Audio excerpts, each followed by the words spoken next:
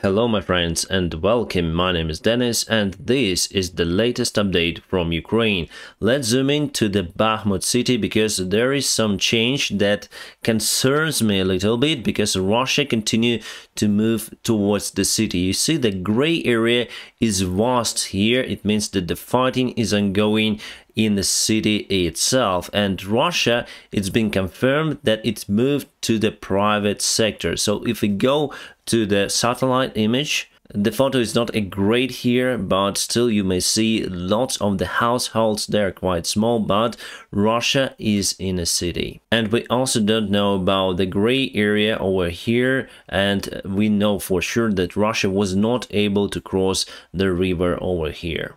As for the bridge here, it was destroyed, so Russia is unable to move to the other part of the city. That is why I think in a worst case scenario they may take all the city, but just this side of it. And the other part, the most populated, at least it used to be. I hope now most of the civilians were evacuated from the area and Russia continued to use artillery systems to target the city center, so it will stay under Ukrainian control. And let's check out the timeline for 1 week ago and see the Russian advancement in 1 week. So on 7th of December, and little by little, so they advanced over the lake, but later on were thrown back, but still advancement continued, and we can clearly see that they have success in this region. But honestly speaking, my friends, I think Bakhmut is the last success that Russian army may have on the front lines this winter at least, and they thrown the main forces to take the city, still unsuccessfully. If we go from Bakhmut to the north side, there was the frontline correction, some of the fighting ongoing over there, and some of the villages go from one hand to another, and just recently it's been confirmed that Russia took Kovalevka. It doesn't mean that they took it before with the fighting, but maybe it's just a new information coming from the front lines that those territories were actually under Russian control even before. Putin is getting ready to test the Yars ballistic nuclear missile. It's one of the biggest missiles they have, and it can reach United States of America. Whether they will test it with a warhead, with nuclear one, I'm not sure about it, and those tests are banned according to the United Nations resolutions. The only country that still conducts those tests is the North Korea. Russia continued to send more reinforcements to Belarusian territory, and this time those are trucks and refueling vehicles that are used mostly for supplies. Those photos were taken not far away from Ukrainian border, and still they are in lack of the battalions that could successfully attack Ukrainian territory. That is why the International Institute of the War Researches of United States say that it's highly unlikely that Belarus would dare to attack Ukraine together with the Russian forces in a nearby future. Ukraine is going to receive the new air defense systems. Those are SAMP/T, and they are French-Italian made in collaboration. Looks very similar to Patriot systems. And about the Patriot systems, yesterday I read the news that it was already negotiated with the United States that those systems will be delivered to Ukraine as well. So there were some talks with the German side. Finally, Germany sent their systems, their Patriots, to Poland, and Ukraine will have Patriot systems from United States of America.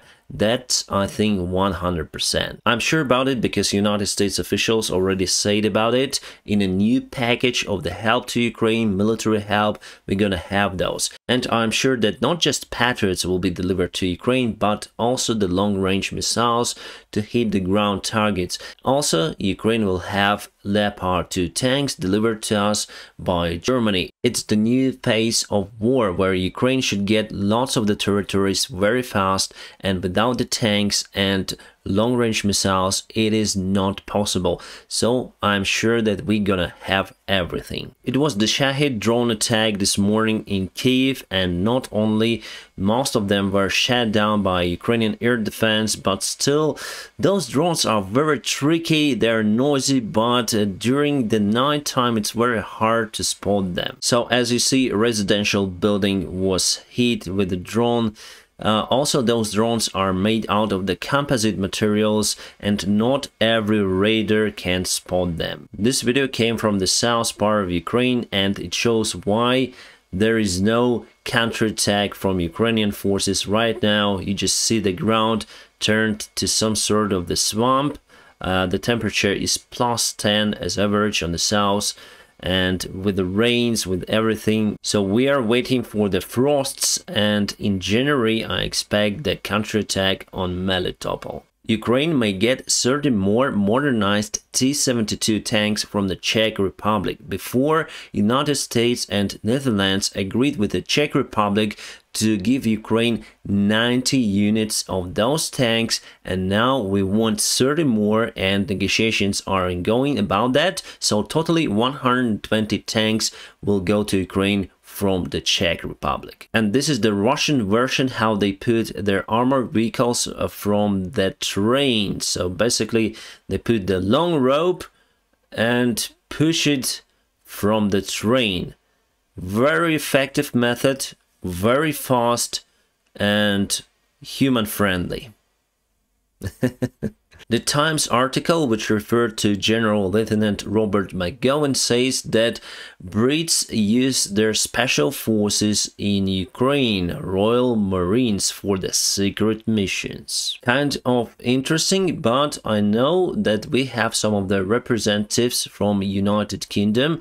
I know one guy, even before the war, they trained our soldiers over here, and those guys are awesome. United States has no expectations that fighting in Ukraine will stop this winter, and most of the experts agree that this war may continue even for years. For Putin's regime, it's critical. For the next year, they'll spend 1/3 of their Russian budget to support their weak army. And I think that the most part of that money will go to someone's pockets. So the longer the war continues, the harder it is for Russia. And Ukraine is a small country compared to Russia. We have a less population, but we have more support from the rest of the world. And that means that potentially Ukraine has more resources.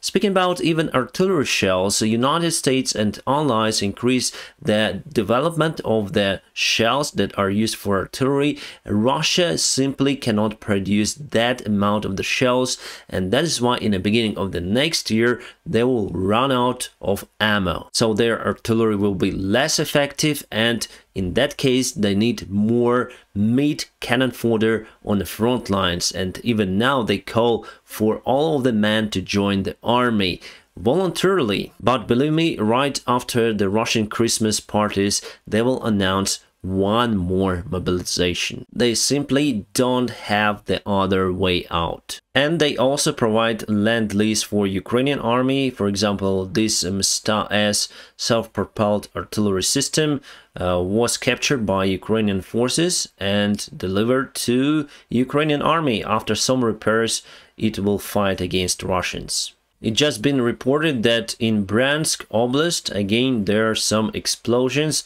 Before, like 2 days ago, there were explosions on the Russian military base at this particular place. This is the Russian AVAX. It was delivered to Belarus recently. The name of the airplane is A-50. Basically, it's Ilyushin 76 with this radar on the top that is used for the radar surveillance, and they might help to identify Ukrainian forces and also our airplanes. The problem for Russia is that they have just few of those airplanes, and NATO has lots of them, and they constantly fly near to Ukrainian borders, giving us information about the Russian rockets, Russian aviation and drones. The White House representative Kirby said that Iran will send the ballistic rockets to Russian side. They have the confirmation of that deal. Also, before, United States officials say that their aim is to cut the supplies of the weaponry from Iran to Russia using all kind of means. And in future, we're gonna see something may go wrong with the Iranian airplanes or ships that may deliver those rockets. Could be like that. The maiden flight of the new jet Bayraktar was conducted today in Turkey. Awesome airplane, and it should fly for more than 700 kilometers an hour. It's very fast. It's made out of the special composite materials that cannot be identified by the radars, so this bird could be very effective. And about some personal stuff, yesterday I wasn't able to film the video for you. Sorry my friends, I was on a flight simulator check. I passed it successfully in Paris, France. As you can see, here is the Sim-Aero training center. It's very close to the Charles de Gaulle airfield. Those guys are awesome because they provide training, well, flight simulators for free for Ukrainian pilots. So basically, if you have instructor and partner for your flights, you may do it for free. It's awesome. Sim-Aero, thank you so much for your kind support of Ukrainian pilots. There are not many pilots in Ukraine, but still you do a fantastic job. Thank you for what you do. Greetings to Paris. And I'm gonna keep you updated on situation in Ukraine. If you want to support this channel, just press the like button. If you want to help me financially, there are some of the links in a video description below. You may support me on Patreon, PayPal or Donatello, whichever is more convenient for you. Thank you so much for your kind support, my friends. I wish you all a peaceful sky wherever you are. Have a great time.